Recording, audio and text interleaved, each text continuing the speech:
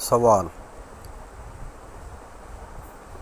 ذبح کے وقت قربانی کے جانور کا جو بہتا خون نکلتا ہے کیا وہ ناپاک ہوتا ہے؟ نمبر 2، کیا دودھ پیتے بچے کا پیشاب ناپاک ہے؟ بسم اللہ الرحمن الرحیم۔ جواب: نمبر 1، دیگر جانوروں کے خون کی طرح قربانی کے جانور کا بہتا خون بھی ناپاک ہے۔ اللہ تبارک و تعالی ارشاد فرماتا ہے: قُل لَّا أَجِدُ فِي مَا أُوحِيَ إِلَيَّ مُحَرَّمًا عَلَىٰ طَاعِمٍ يَطْعَمُهُ إِلَّا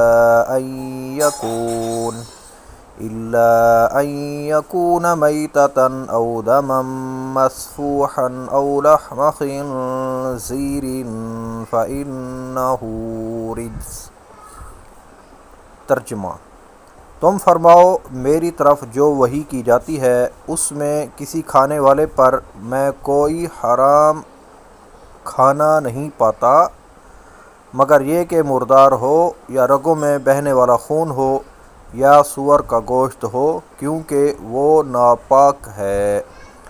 پارہ 8 سورۃ الانعام آیت 145۔ بہار شریعت میں ہے خشکی کے ہر جانور کا بہتا خون، مردار کا گوشت اور چربی یہ سب نجاست غلیظہ ہیں۔ بہار شریعت جلد 1 صفحہ 390، مطبوعہ مکتبۃ المدینہ کراچی۔ مفتی احمد یار خان نعیمی رحمۃ اللہ تعالی علیہ ارشاد فرماتے ہیں: بہتا خون حرام بھی ہے اور نجس بھی۔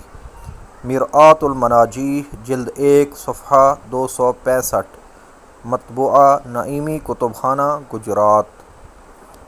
جواب: 2، جی ہاں، دودھ پیتے بچے کا پیشاب بھی ناپاک اور نجاست غلیظہ ہے۔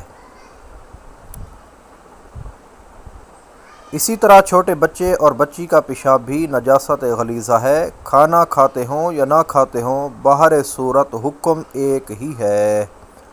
الاختیار لتعلیل المختار جلد 1 صفحہ 32، مطبوعہ دارالکتب العلمیہ بیروت۔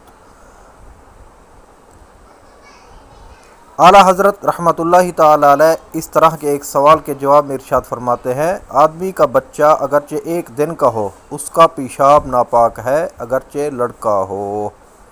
فتاوی رضویہ جلد 4 صفحہ 556، مطبوعہ رضا فاؤنڈیشن لاہور۔ صدر الشریعہ مفتی محمد امجد علی اعظمی رحمۃ اللہ تعالی علیہ ارشاد فرماتے ہیں: دودھ پیتے لڑکے اور لڑکی کا پیشاب نجاست غلیظہ ہے۔ یہ جو اکثر عوام میں مشہور ہے کہ دودھ پیتے بچوں کا پیشاب پاک ہے، محض غلط ہے۔ بہار شریعت جلد 1 صفحہ 390، مطبوعہ مکتبۃ المدینہ کراچی۔ صلو علی الحبیب صلی اللہ علی محمد صلی اللہ علیہ وآلہ وسلم۔